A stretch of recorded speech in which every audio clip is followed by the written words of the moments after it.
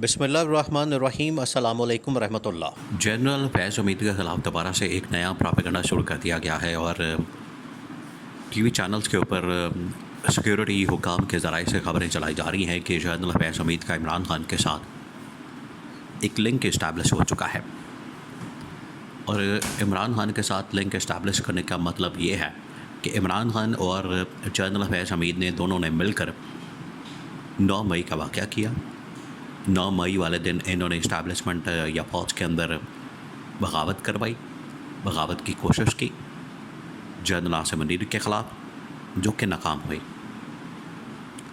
और इसमें जो ख़बर फैलाई गई उसके अंदर कहा जा रहा है कि जनरल फैज़ हमीद सियासी ईमा के तौर पर ये काम कर रहे थे, सियासी ईमा पर काम कर रहे थे और इसके जो तमाम के तमाम ताने बाने हैं वो जाके इमरान खान के साथ मिलते हैं।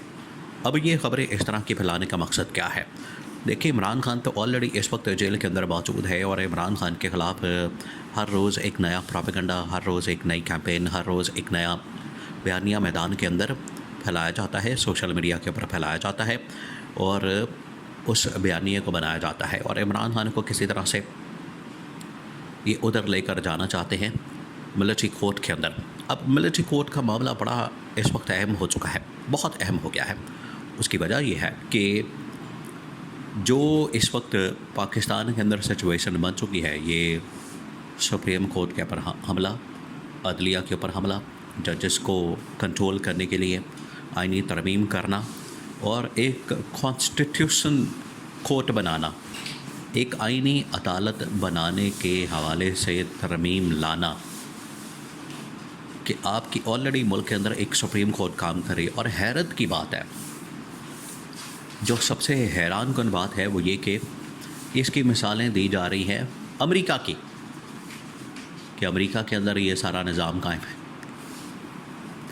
अमेरिका के अंदर इस किस्म का निज़ाम बना हुआ है। तो इस वजह से पाकिस्तान, ऐसे अक्ल के अंधे लोग यहाँ पर बैठ गए हैं कि अमेरिका की मिसालें यहाँ पर फिट कर रहे हैं।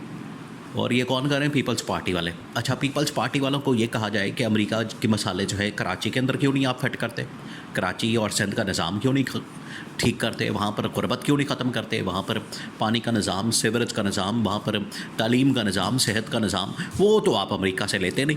अमेरिका आपको इधर याद आ गया कि आपने आईनी अदालत बनानी है, इसके अंदर तो बड़ी जल्दी आप भागे भागे जा रहे हैं, अमेरिका की मिसाल ले रहे हैं और पूरी दुनिया के अंदर इतनी आप बहस कर रहे हैं, चर्चा कर रहे हैं और उसके ऊपर डिस्कशन कर रहे हैं कि हमें अमेरिका के अंदर क्योंकि है तो हमने करना है। अमेरिका के अंदर निज़ाम और है, अमेरिका के अंदर सूबे नहीं, अमेरिका के अंदर रियासतें हैं, उन रियासतों के अपने अपने अदालतें हैं, कोर्ट्स हैं, जिसकी वजह से वहाँ पर सिर्फ फेडरल कोर्ट एक ज़रूरत पड़ती है, वो बनाते हैं और उसकी मंजूरी जो है चीफ जस्टिस की वो सदर से लेते हैं, कांग्रेस से लेते हैं। यहाँ पर तो बिल्कुल निज़ाम और है। यहाँ पर जो इस वक्त निज़ाम कायम किया गया है वो पूरा एक उसकी हायरार्की बनाई गई है और मकसद ये है अब आईनी तरमीम करने का, आईनी कोर्ट बना के तो वहाँ से मिलिट्री कोर्ट को भी वो करना है, उसको तौसीक देनी है और उसके किसी किस्म के फ़ैसले को चैलेंज नहीं किया जा सकता। कि अगर एक फ़ैसला वहाँ पर आता है, अगर एक फ़ैसला दिया जाता है मिलिट्री कोर्ट का, मिलिट्री ट्रायल का, इमरान खान का, जनरल फैज़ का, तो जनरल फैज़ के पास ये इख्तियार नहीं होगा, जनरल फैज़ के पास ये राइट नहीं होगा और उसके पास ये हक़ नहीं होगा कि वो अपने फ़ैसले को चैलेंज कर सके किसी भी अदालत के अंदर। ये है असल इसके पीछे कहानी और मकसद, कि हम किसी तरह से जो ये है मिलिट्री कोर्ट भी इसको तौसीक करवा लेंगे, कादी भाई जैसा वहाँ पर ला के बिठा देंगे। देखें, ये नया इन्होंने जो सारा ड्रामा किया है आईनी तरमीम करने का, ये जो सारी सर्कस लगाई गई, खिलवाड़ किया गया, ये जो पूरे मुल्क के अंदर एक फ़िल्म चलाई गई और भाग दौड़ की गई और आनिया जानियाँ की गई, कभी उससे मुलाकात, कभी उससे मुलाकात, ये जो सब कुछ किया गया, ये किस मकसद के लिए किया जा रहा था? नून लीग और पीपल्स पार्टी आज वक्ती तौर पर यह फ़ायदा हासिल करने के लिए अगर ये मिलिट्री कोर्ट, आईनी कोर्ट या सुप्रीम कोर्ट के पैरेलल एक अदालत, जजेस की तैनाती इस्टेब्लिशमेंट और एग्जीक्यूटिव के पास, और सारा कुछ जो है एग्जीक्यूटिव के पास करने के लिए अगर ये कर रहे हैं तो ये याद रखें, एक दिन वो आएगा, एक दिन जिस दिन इनको आखिरकार ये जो आज गिरें लगा रहे हैं, इनको अपने दांतों से खोलनी पड़ेगी। हाथों से लगा रहे हैं, दांतों से इनको गिरें खोलनी पड़ेगी। ये आपने याद रखना, इनको दांतों से अपनी गिरें खोलनी पड़ेंगी, ये जो आज गिरें लगा रहे हैं नून लीग वाले और पीपल्स पार्टी वाले। क्यों? क्योंकि कल जब किसी और की गवर्नमेंट आ गई, कल जब किसी और की हुकूमत आ गई, ये असल में जो हुकूमत के अंदर होता है, इक़्तिदार के अंदर होता है, और ये शरीफ ख़ानदान है, ज़रदारी ख़ानदान ने ये इस किस्म के हरबे हथकंडे इस्तेमाल किए हैं। पूरा 90s का दौर उठा के देख लें, 2008 से 13 का दौर उठा के देख लें, 13 से 18 का दौर उठा के देख लें, और अब ये PDM का पहला दौर और अब का दौर।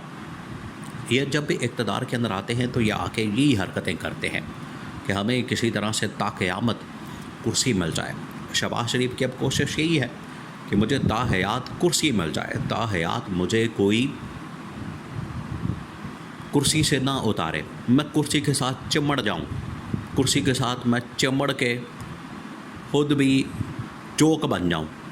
जोंकों की तरह ये चिमड़ गए हैं, लेकिन ये अब ज़्यादा देर तक रह नहीं सकते, क्योंकि आवाम को जो शऊर आ चुका है उसकी वजह से ना ये आईनी तरमीम पास करवा सकते हैं, ना ये इदारों को कंट्रोल कर सकते हैं, ना ये इदारों के ऊपर हमला कर सकते हैं, ना ये इस्टेब्लिशमेंट। देखें, ये इदारों के बाद आहिस्ता आहिस्ता इनका जो टारगेट है वो पाकिस्तान की इस्टेब्लिशमेंट और फ़ौज है।